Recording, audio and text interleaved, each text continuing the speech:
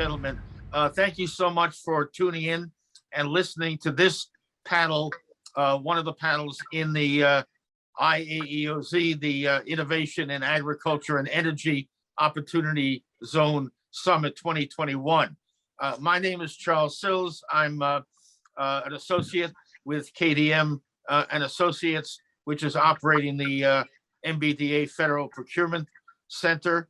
And I'm also been affiliated for many years with a nonprofit group, the Defense Leadership Forum, which runs national conferences on government and defense contracting, mainly to assist and support small and minority businesses in the government contracting sector. I have two terrific, experienced, wonderful panelists with me today, and I'll let them introduce themselves.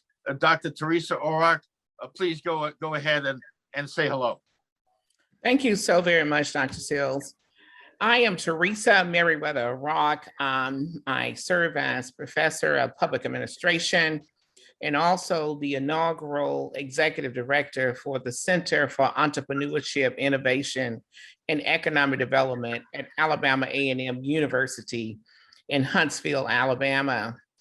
It is my pleasure to be with you today. In my capacity, I work collaboratively with governmental agencies, with small businesses, with other institutions of higher education, nonprofits, and actually across diverse ecosystems to bring about economic development, business development, in particular for our small and minority businesses, not only across the state of Alabama, but because the pandemic has provided us with such prolific challenges, we're able to interface with even national audiences now. So again, thank you for the opportunity to serve with you this evening.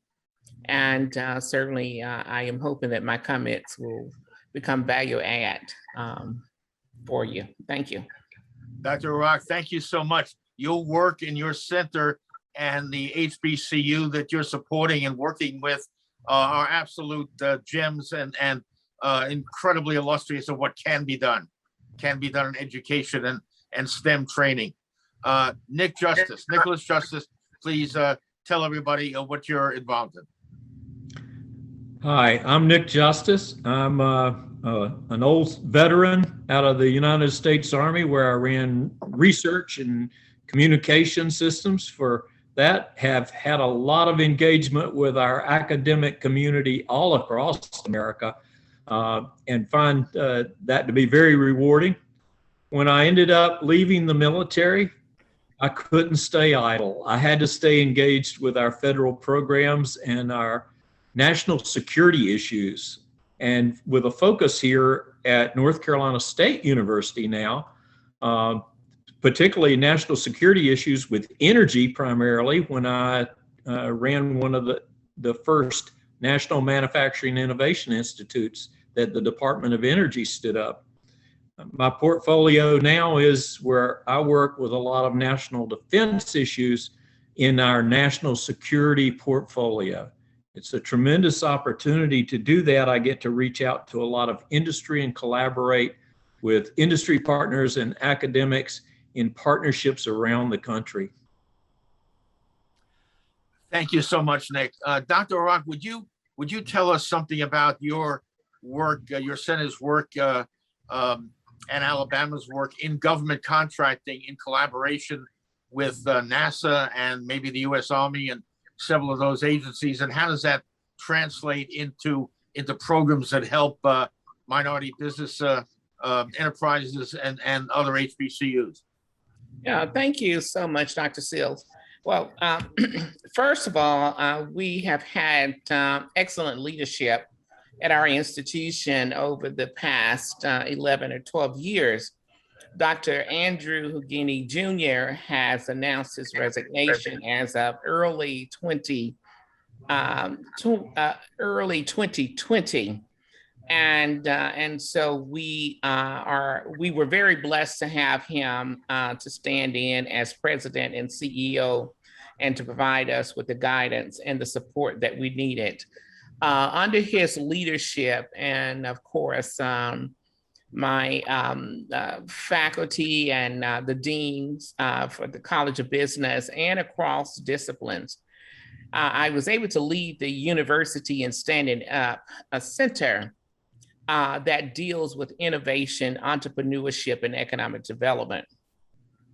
And as you talk about where we are in Huntsville with the robust economy, robust ecosystem that is driven by aerospace and also the defense industry, which brings to bear, hundreds of corporations, whether they're based in the Huntsville area or whether or not they have satellite offices, and the plethora of higher educational research institutions. We represent and we partner with some of the greatest minds across this country. Let me just say that within the Huntsville area. Alabama A&M is an 1890 HBCU land grant institution. We serve as a member of several advocacy organizations, including APLU, Association of Public Land Grant and Universities. I personally serve with the Executive Council of the Community Engagement and Community Economic Development piece under the leadership of Dr. Sheila Martin with APLU. So we're just really, really excited. My focus, having been in higher education for more than 30 years as a public administrator, has been set on economic development. We just believe that economic development, and in particular business development, and helping to grow and improve the quality of life for our communities, helps to resurrect and to sustain even the soul of our communities. So Alabama A&M, as an anchor institution located in an opportunity zone, has positioned itself to do that kind of work for, many, many years, over 150 years or more. So we're just really, really excited about those opportunities. And of course, where we sit, in terms of the center, it represents a multidisciplinary kind of outfit that supports other disciplines, supports the community.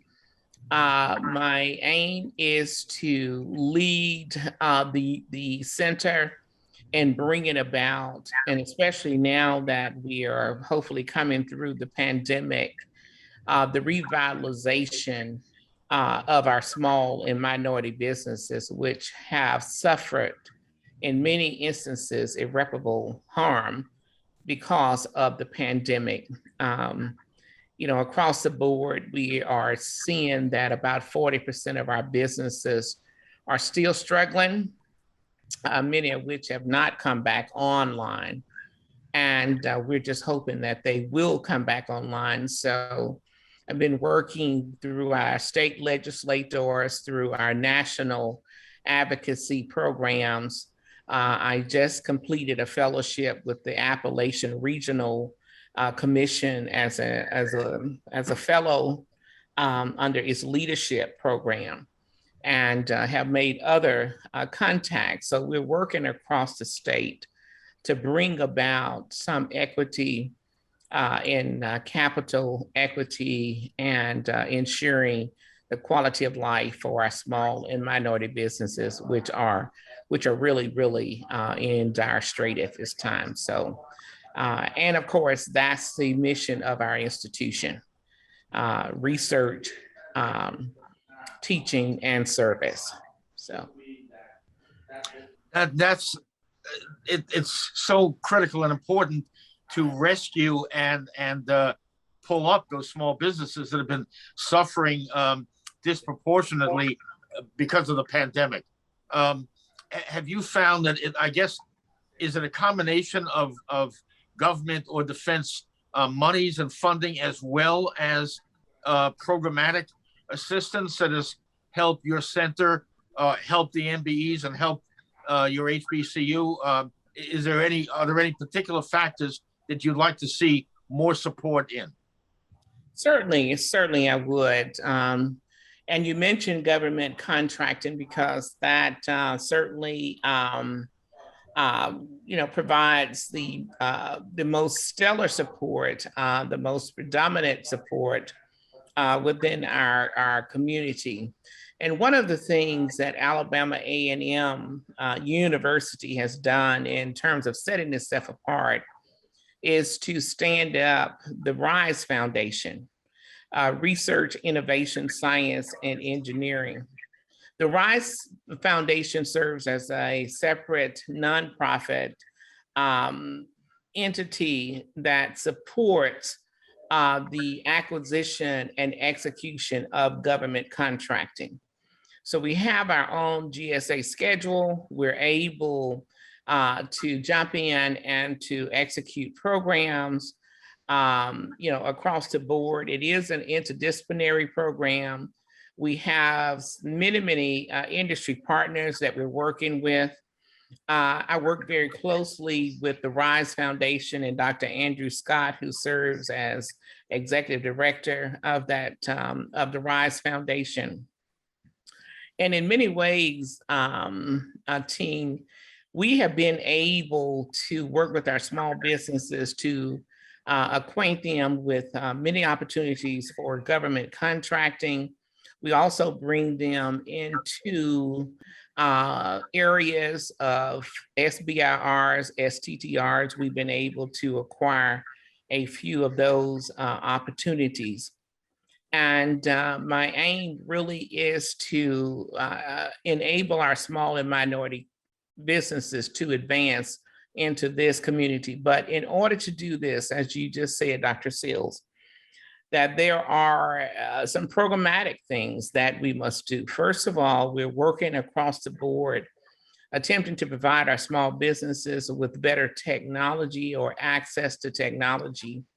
Also, there's just the whole dynamics of building capacity, the marketing, the accounting, the flow of business, looking at its infrastructure.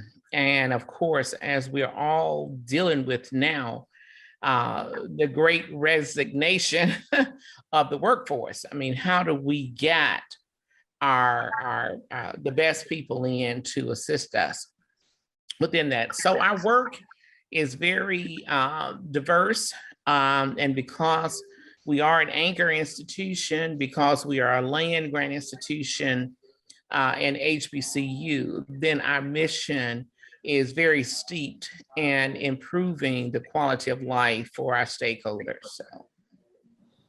Teresa, thank you so much. That really covered a great deal of the waterfront. Nicholas, could you tell us? You've been one of the pioneers in running one of the nation's first manufacturing USA centers, and could you tell us what you and North Carolina State have been involved in with government funding, with government programs, defense programs, et cetera? I would first echo some of Teresa's comments and say, yes, we're all about that GSA schedule, aren't we?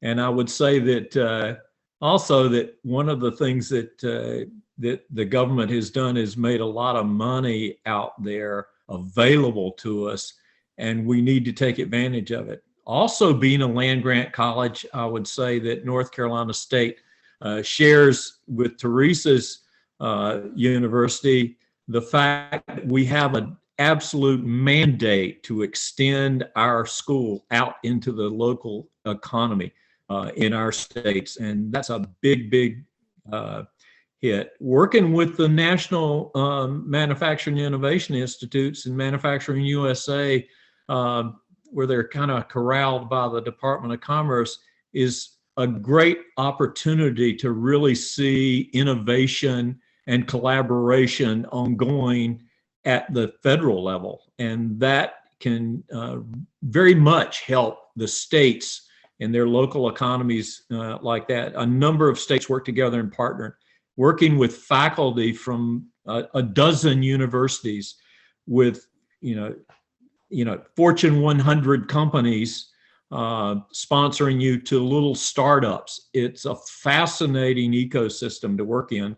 And then we actually got together as the directors and created a council, a directors council, where we got the opportunity to talk directly to the Secretary of Commerce on a routine basis of where are you taking the nation's workforce, where are you taking the economy, where are you taking the focus at, and we could really start collaborating.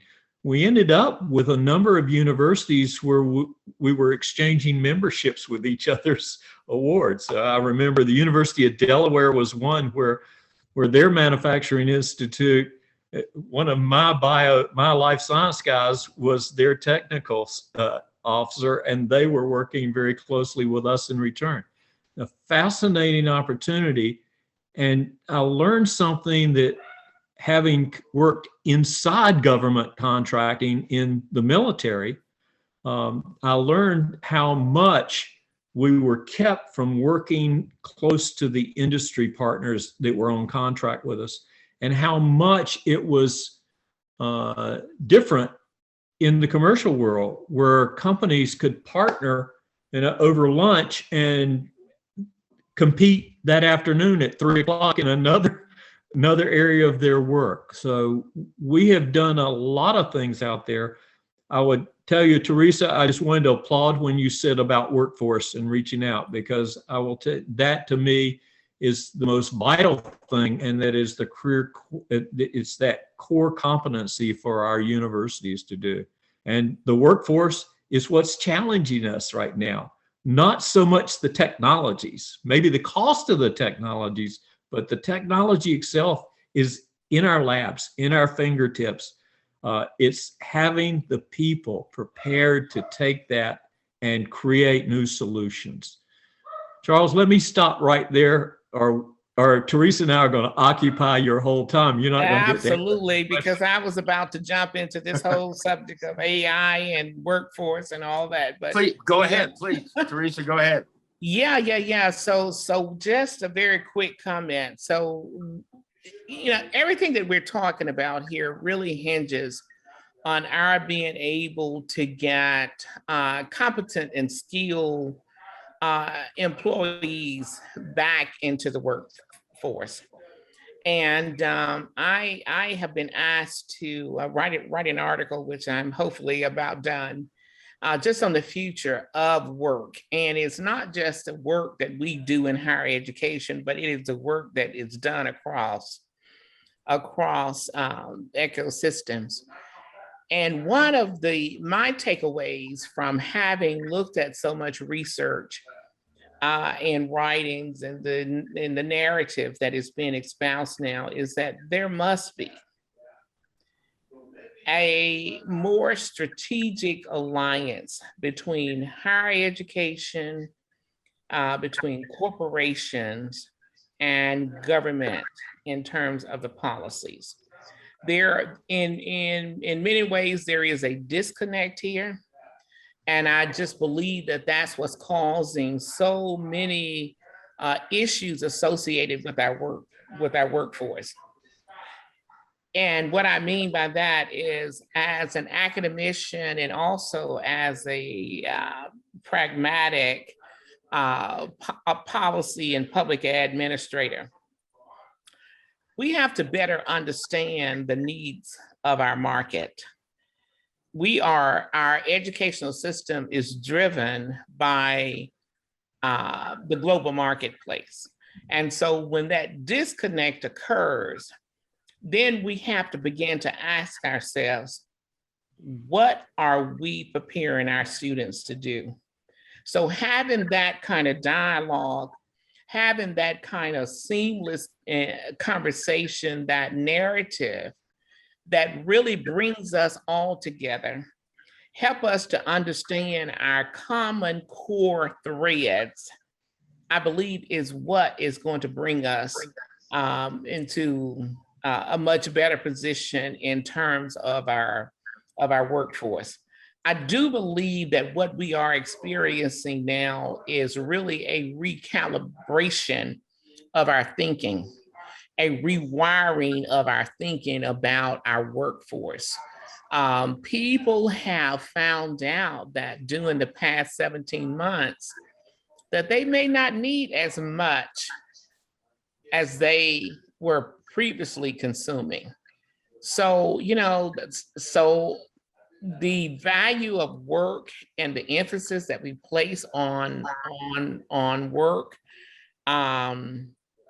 in many ways become secondary to our thoughts about community and our thoughts about other well-being. So I'm going to stop there because I have a whole dialogue on this, but it plays right into what we're talking about, into education, into government, into our corporations and what our corporations are doing.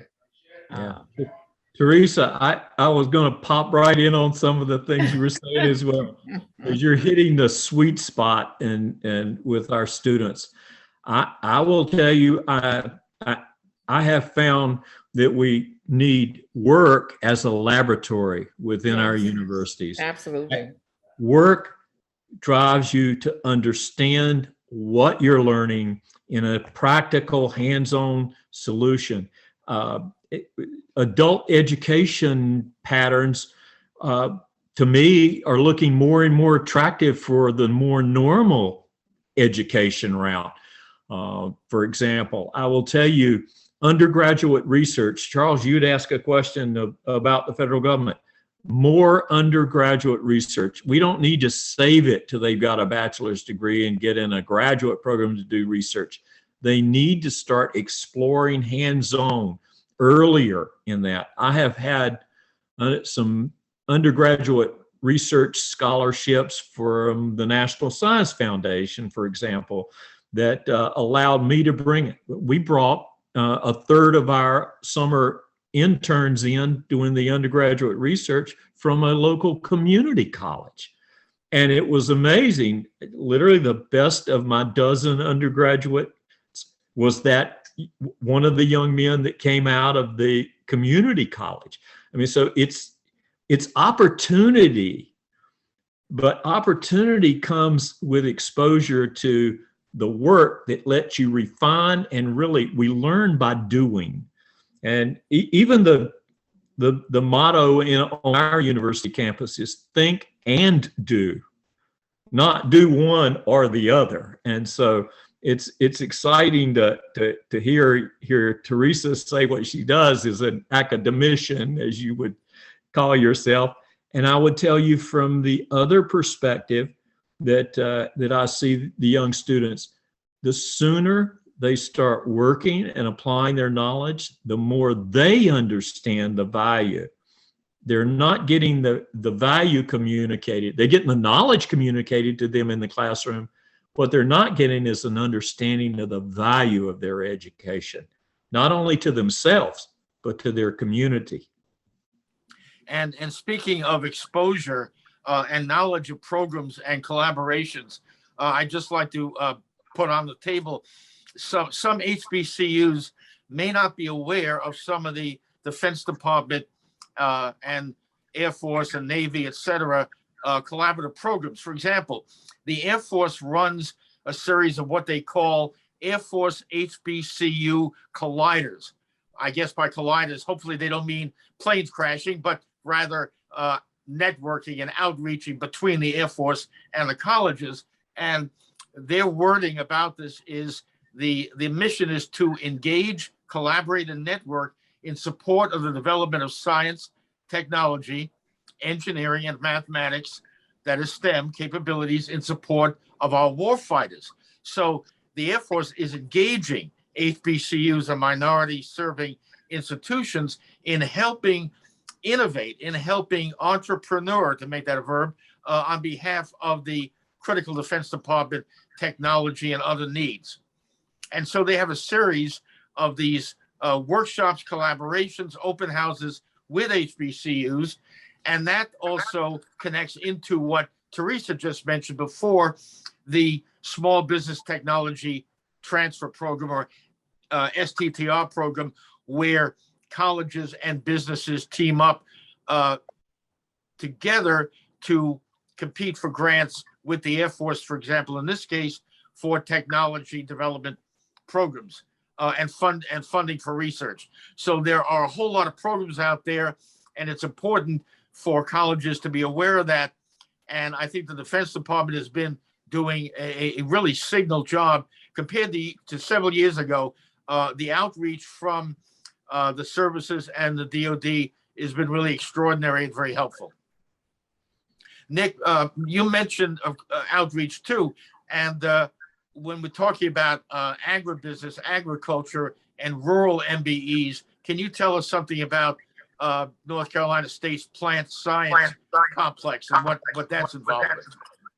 Yeah, I certainly can. And I would start out by saying every one of these things, we're talking about them sometimes in stovepipes, but the underpinning science and engineering is much broader. Teresa brought it up very early in her discussion.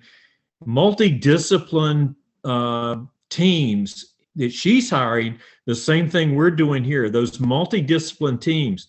You know, we've got a computer science area where we're focused on that is kind of interesting because we actually have an artist on the team. We hired an artist for the faculty to do that because we're doing visual narration and some things like that.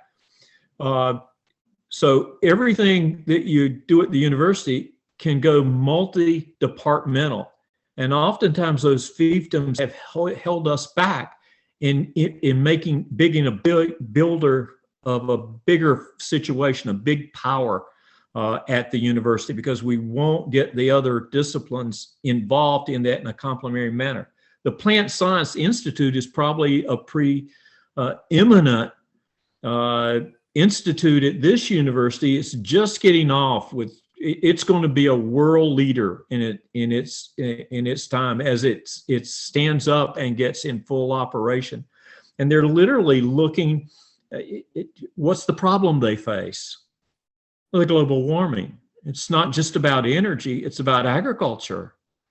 How are we going to eat if the plants that grow in Alabama today or grow in eastern North Carolina, all of a sudden I don't have all that rain I got when I was a child in eastern North Carolina? How do we do that? So they're looking at how do we farm better? How do we get better yield? We're looking at vertical farms where we're doing it indoors so we control the environment.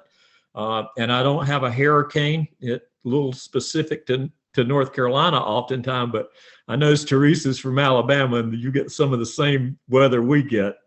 But we're looking at taking and implementing almost the identical technologies that I was dealing with in the military, in military research.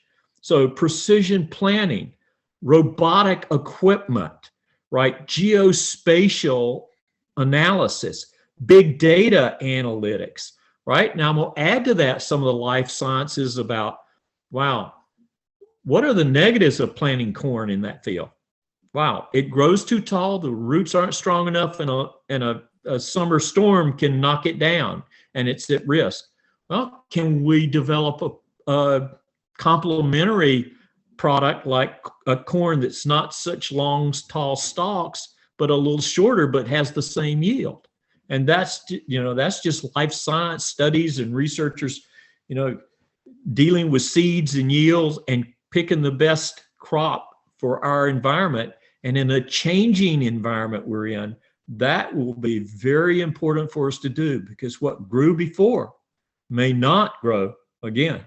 And part of the country is talking about going into a whole desert environment out in the western part of the United States. What are we going to do about that? Vertical farming, we better be ready. But all of the technologies that I'm talking about in a farm field, a tractor or a big front end loader is a combat vehicle that's working off-road under very heavy stress, in stressful situations. So it has to be very robust mechanically. It needs the electronics and the communication and the automation. And we need to know the data science underpinning what we're doing and how great is our yield so we can forecast what we need to do tomorrow instead of react to the situation we have yesterday. You know, I think it's incredibly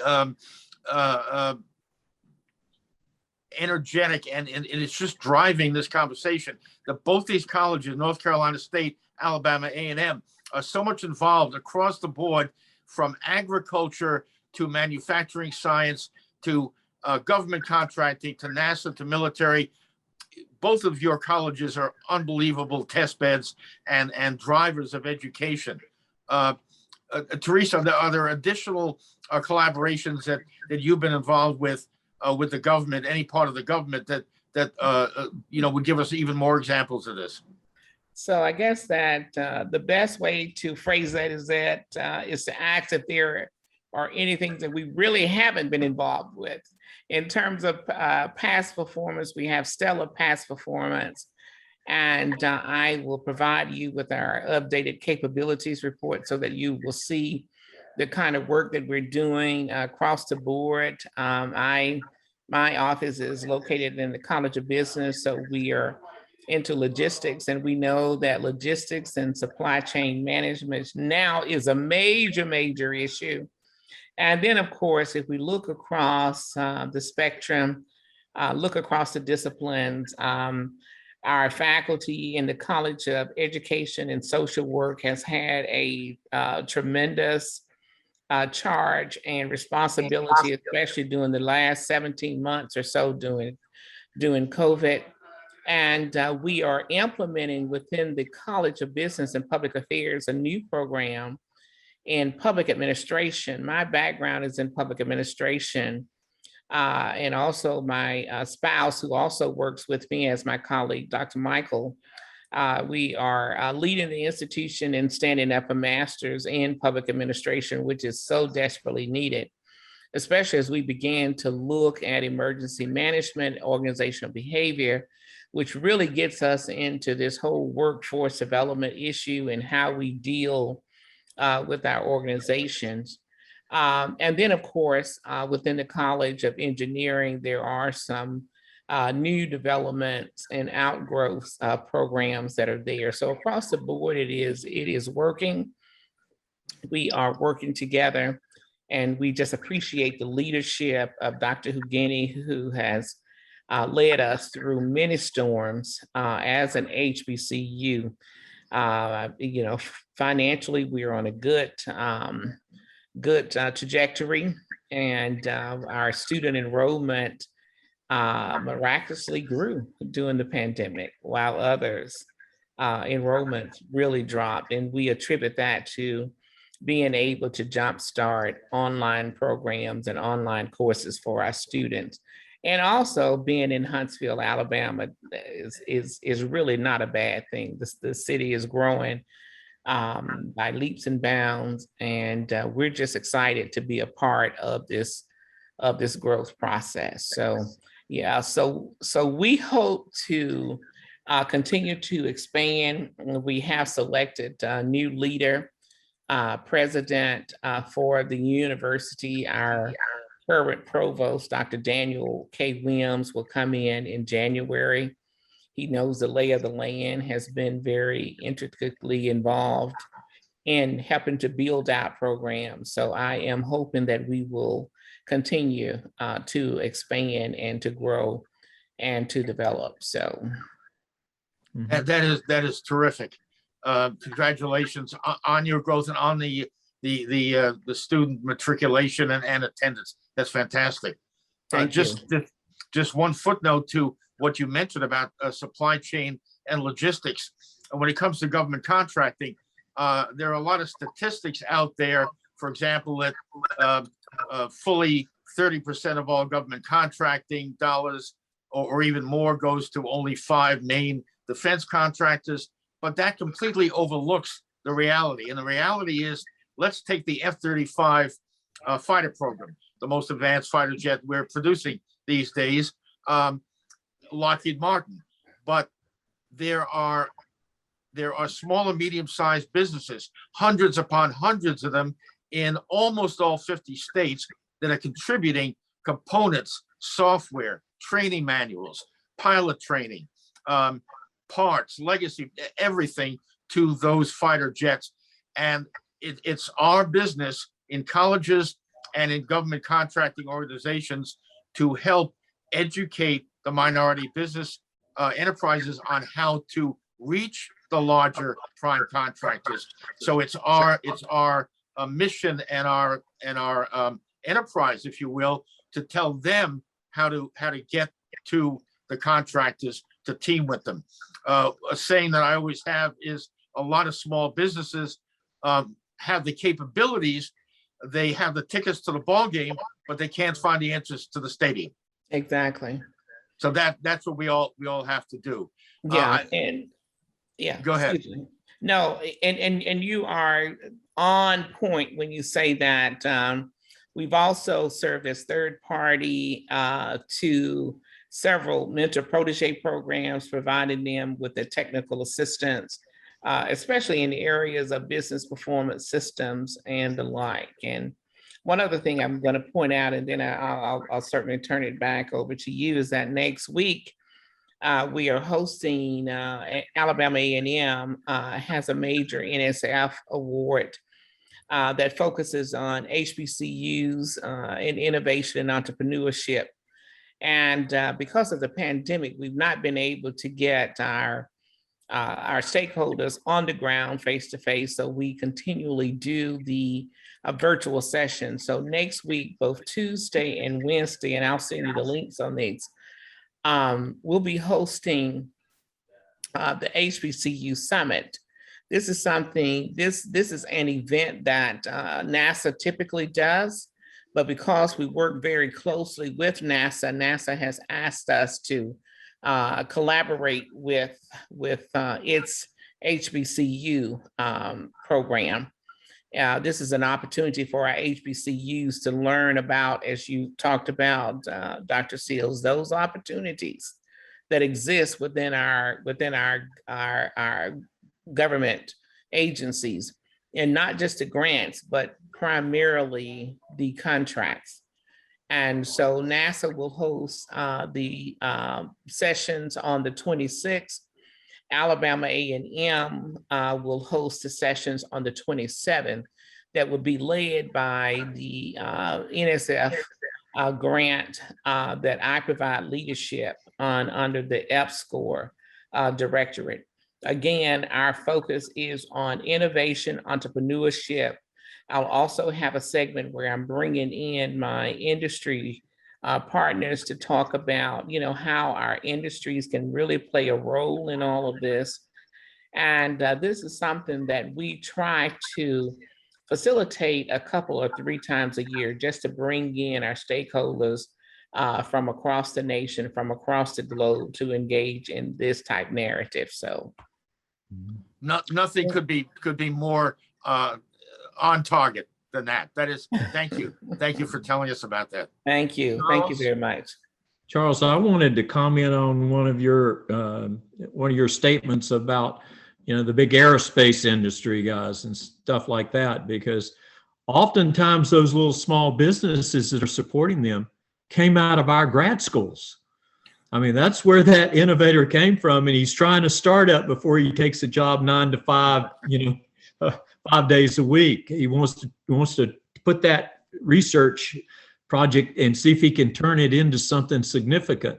And oftentimes those big corporations are coming to the universities looking for those projects that the grad students have, and they finish their degree and move right out into a little small startup, right? They got a business department that can help them, mentor them through. How do you incorporate? What's a corporation? I know the math equation, but I don't know the incorporation kind of piece of it. That's one of the things you don't understand very clearly. It's not articulated nationally that that's the kind of partnership that you're looking for, and that's the value of small business. We talk about we need them, they're valuable. We don't explain the activity that makes their value, creates that value. I would tell you that the other piece that you find, and Teresa, I guarantee you've got this exact same model in there, because we're both blessed because we're close proximity to defense work sites, large defense technology centers. And so that's a clear opportunity.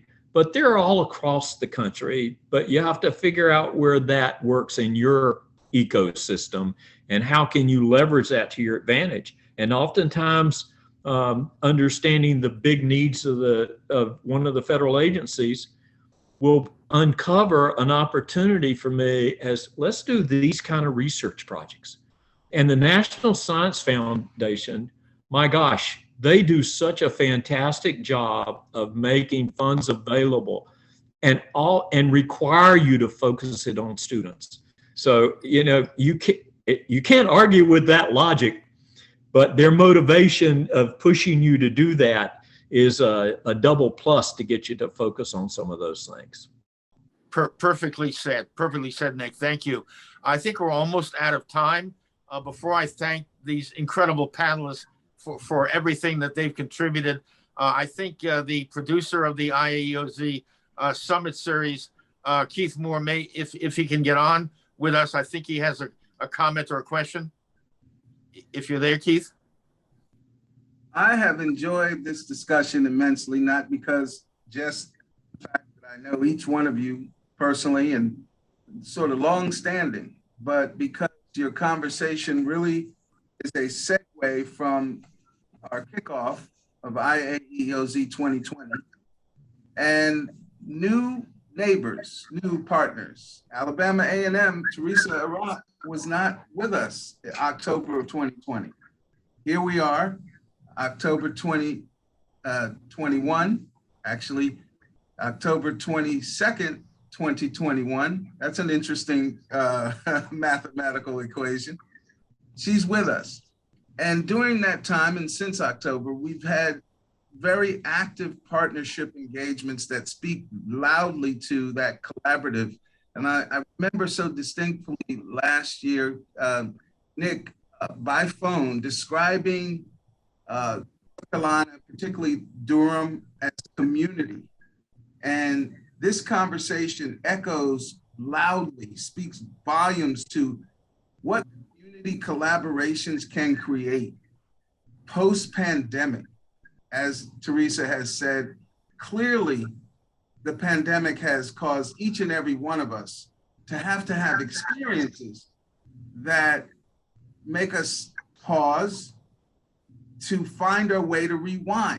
I remember last night President Biden saying that, the pandemic has caused many people to kind of just check out. They just get, they don't know how to re-enter the marketplace. That's what we're facing, this kind of insecurity. So until we have conversations that are recorded, those conversations carry into active engagements that develop into partnerships, that go across state lines and into regions and sectors.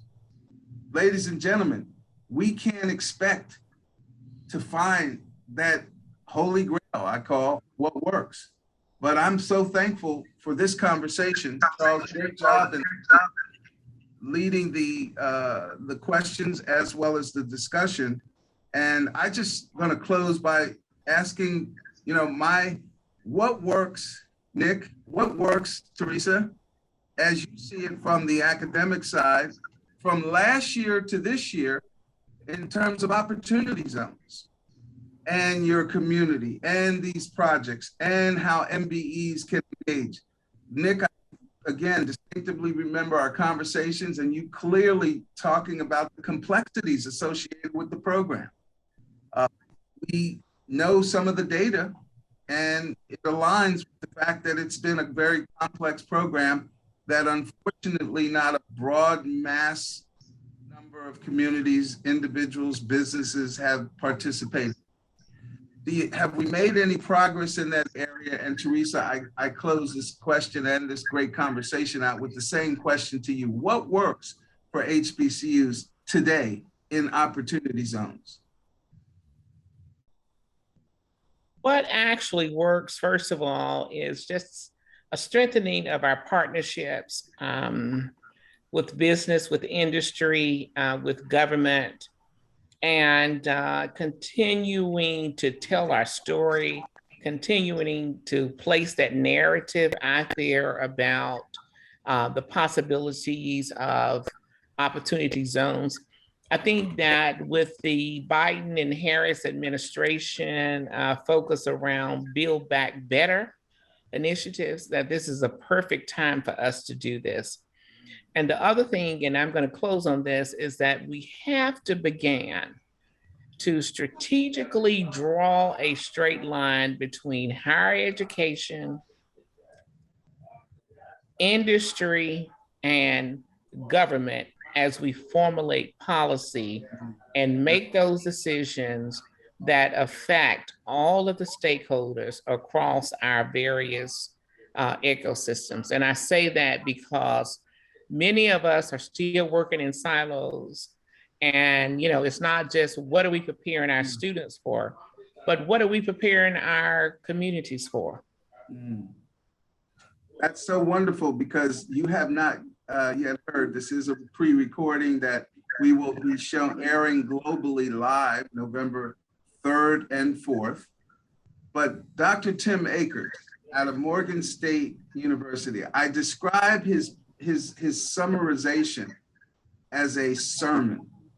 And I can't wait for you all to hear that, because it echoes loudly. Cry for collaboration in a way that's so unprecedented that we combat what we have to endure in this pandemic environment, how it's brought us in many cases to our knees. And so, Nick, what's your thoughts? I would again echo Teresa's answer in that collaboration. I would highlight, though, for people, because oftentimes I'm not sure we're communicating when we say, for example, the term government. When we assume it's federal government. It's not federal government, it's state government, it's local government, your county courthouse and your county boards, right, have to be players. And you have to do it before you go after that economic zone to get approved or that grant get approved. You can't be strangers when you put together the grant. You got to know each other's strengths and weaknesses, right? And so one of the things we've done, it's that we actually have gotten a lot of attention from other organizations that can't kind of reach out and do what they were used to doing, call a bunch of people in for a conference and they come, and we're having to reach out. Friday mornings is our defense technology session. Nonprofits, small businesses, major corporations, academic faculty, community college faculty. We get on the line, we may have 50, 60. We've started having an audience from the federal government in innovation watching us interact with each other. It's gotten so relaxed that I'll tell you when you know you're a success. Our 1 hour, 9 to 10 o'clock defense tech coffee call got moved back to 8:30. We're going to have an opportunity call to go over all the calls for proposals, calls for projects out there. We did that. A few months later, we moved it back to 8 o'clock, where we got so many people and we need to have a strategy session. Can we get a couple of subcommittees here going to do something? And then we have what we call, so that's the early bird call. Then we had our opportunity call. Then we went into so we've added an hour to our 1 hour program. And then we leave the mic on up until noontime. This people that were in there hearing the presentations collaboratively, that back in there, and they go, okay, hey, we're going to pop out, leave it open because we're going to be back on the call. And you get 3 or 4 people spontaneously. I told you, it's interesting. I told you that I just said goodbye to a young coworker that I deal with, fascinating young man. Well, he found an opportunity, a new opportunity. to go at. So he joined one of our small startup companies and left the university. Now, we're certainly going to miss him. I mean, he's my wingman. We're always right there together. But you know what? That's a great opportunity for him. But he's going to be on Friday morning coffee call next week in his new role. Right? So he's not going anywhere. He just graduated to a new opportunity. We have to do that better. We've got so bifurcated in our competitive nature. Competition is great, but it needs to be focused on teamwork and efforts together. And we need to build those stronger teams. And that's what universities can do, because you talk about the collision of those three different entities: industry, government, and academia. We're the only one that can legally, with contract law and federal law, sit down and talk, have our foot in both camps at the same time, because it's academic research and it's protected. And I don't have to have a contract in place you can't say this and you can't talk to that person, non-disclosures. It's a great environment to be in the academic community. And I thoroughly love my opportunity to come down here and see it work from the inside. So thanks for having me. Teresa, it's great to meet you. Absolutely. I've been in your neck of the woods many times. Okay. Because the guys down in Huntsville in the Army, they work with me all the time. I got a bunch of friends down there flying helicopters and all kinds of strange things. Oh my goodness. Yeah. And we probably share some of those same people. So they, DOD will actually execute a session for me on Wednesday.